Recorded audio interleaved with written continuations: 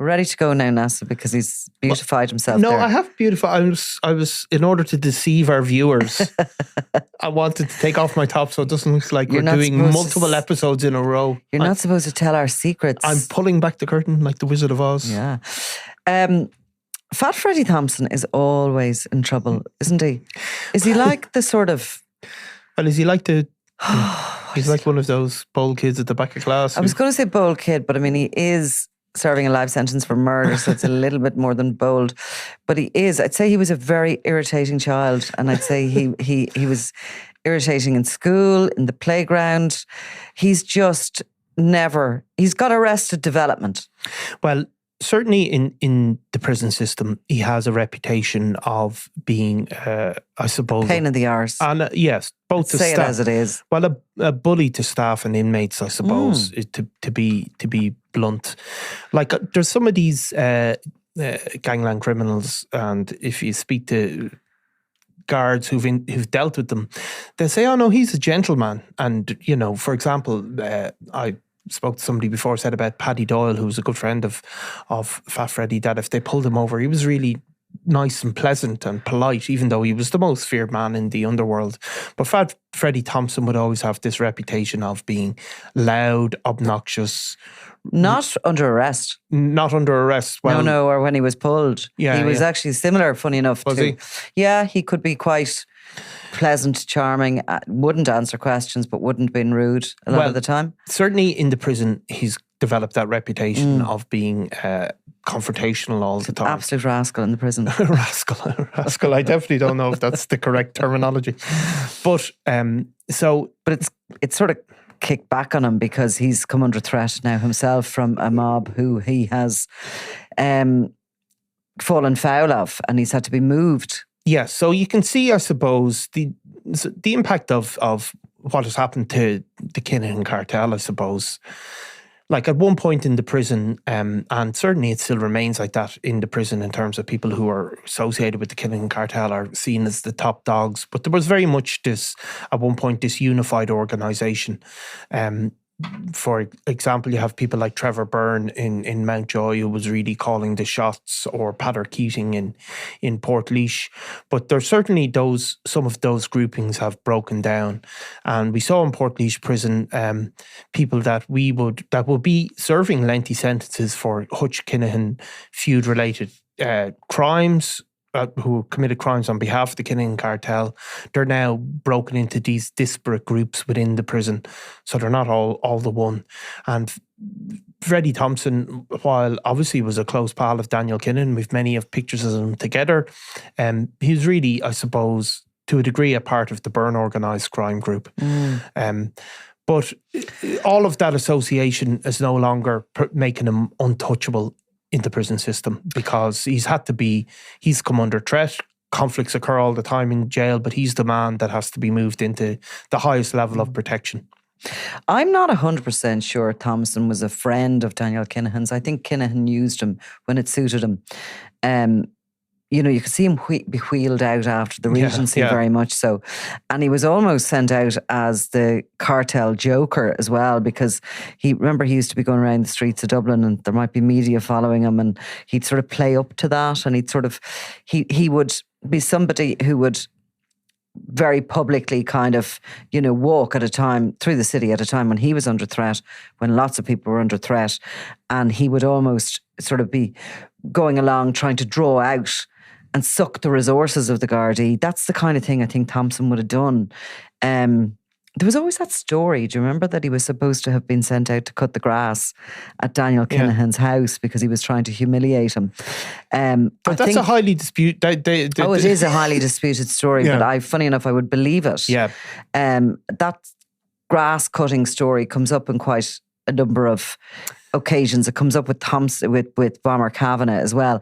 It seems to be a means of humiliation and a sort of a way to publicly show that this idiot has fallen out of favour with me and I'm going to make him do, you know, dance for me kind of thing. Now, the opposite side of that would be when he was at one point extradited Thompson from Spain to Ireland. Yeah. The Spanish, there was a lengthy document where the Spanish put him as somebody who was very trusted by Daniel Kinahan at that time, along with Gary Hutch, and that they were people who were working really closely with him. But there's no doubt he wasn't. Well, he was definitely out in Spain at that time, and he was a good friend of Gary Hutch's, and they would have travelled together. But again, we're back sometimes to the Spanish, and they do tend to write things that sometimes don't always come to fruition. Yeah. Because I'm not 100% sure Thompson ever had a particular status in the cartel. I think he was sort of, brought in and brought out. He was on a bit of a dance with them. Had he his own patch for drug dealing? He certainly started out with his own flats complex, which he sublet then to somebody else when he kind of became bigger.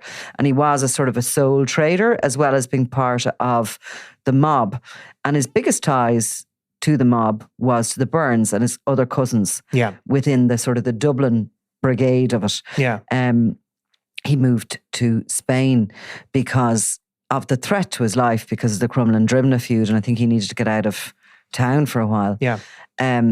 He would have been somebody, and he is somebody, I mean, you joke and say that he's a pest and he's this, that and the other.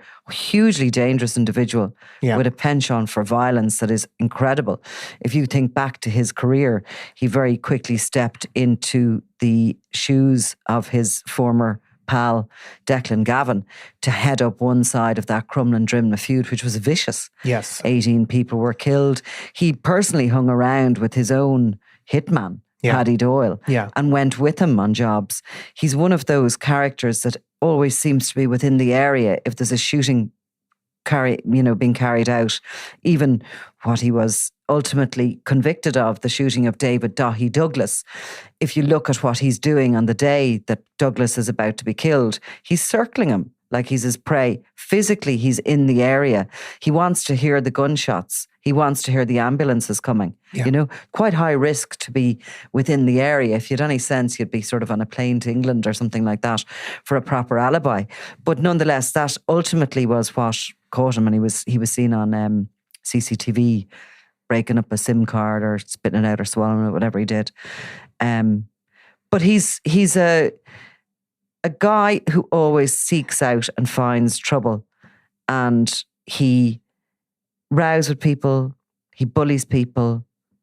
He's never aged into anything other than the sort of that arrested development teenager that he started out as. If you look at, obviously, the people he grew up with, his closest associates, I suppose, that kind of, the guys that were teenagers together and moved on, were his cousins Liam and David in particular, and maybe other people like Graham the Week Whelan. They all at some point managed to amass significant wealth and significant assets. But when Thompson was jailed, I think there was some look at what he might or might not have, and he hadn't really amassed anything, despite being probably the most infamous and notorious of them all. Exactly, like he had a few man bags. Yeah. So, obviously that would contrast very clearly with Liam Byrne, who managed to, amass a huge amount of wealth and probably still has access to some of that never, the state never got their hands on. So Thompson was of a different mould.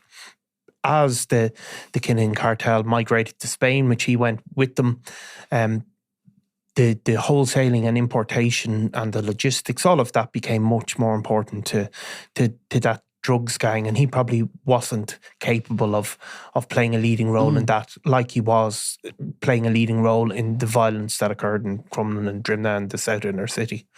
Now, this row he's had in prison has resulted in first going into 23-hour protective lockdown, and actually he'd COVID as well, which was a little bit unfortunate for him. He wasn't allowed out and about mixing in the prison, but he was moved to Portlaoise prison because he was under threat by this sort of drugs mob. And there he spent time in the A5 wing, a wing we have spoken about because it's there where Sean McGovern has been held, where Nicky McConnell was being held until he was moved. Isn't that right? Yeah. And where, he could have found some sort of a secure place if he wanted to hang out with McGovern. Yeah. But he's been moved again. Yeah. And this time he's gone to Limerick prison, which I do believe is known within the prison system as the worst of the worst, because it's such a cold, old prison facility. And there he's on a wing with a prisoner known as Barbie Kardashian. Right. Tell me a little bit about Barbie Kardashian. Remind me. Barbie Kardashian is currently serving a 4.5-year prison sentence for threatening to torture, rape and murder her mother. Now, Barbie Kardashian, I suppose the reason that she is so well known is because she's a transgender prisoner. And the fact was that there was a huge controversy about whether she should be housed in a female or a male prison. Certainly a very violent inmate. People will probably know the mugshot that is now widely circulated. And, she has been the focus of a lot of commentary online and offline. So she's currently in Limerick prison in the men's unit. She would be obviously one of the people that would be most under threat in the prison system. Also on that protection wing, I think it's D1, is a guy you may have heard of before called Jonathan Dowdall. So Jonathan Dowdall, right. Not to get back into who is Jonathan Dowdall, because we don't need to say. What a trio. What a trio. So these are the people. And do they mix?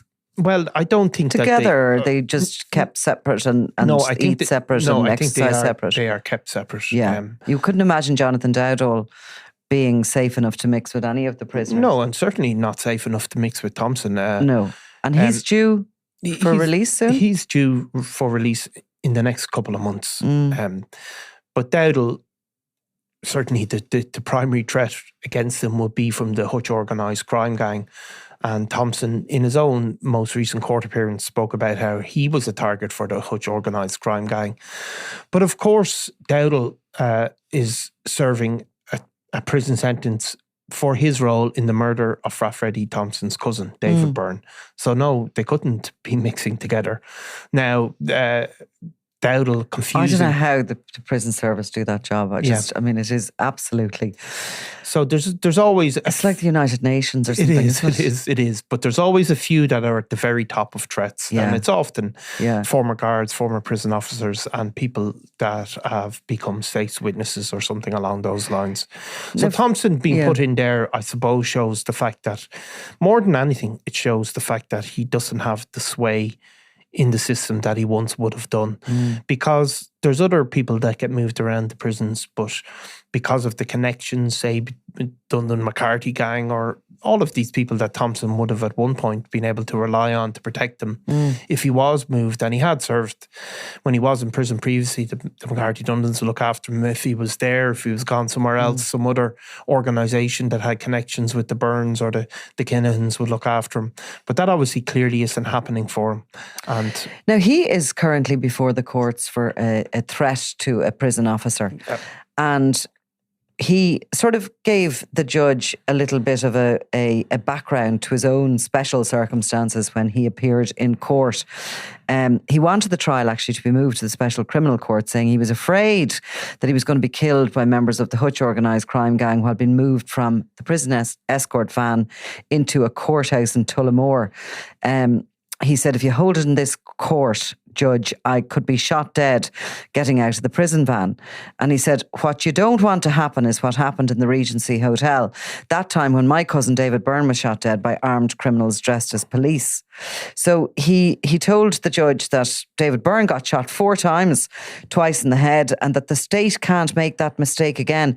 This is my life we're talking about, he said. Yeah. So an impassioned plea to the judge for his case to be held in the special criminal court. Was it actually not just he said, I have serious concern for my personal safety should the trial proceed in Portlaoise Circuit Court. Yeah, so he wanted it held in a different court. And he also said, as part of an affidavit that was read out, I say and believe that Mr. Douglas, Daithí Douglas, the guy serving a life sentence for, was a member of the Hutch crime family.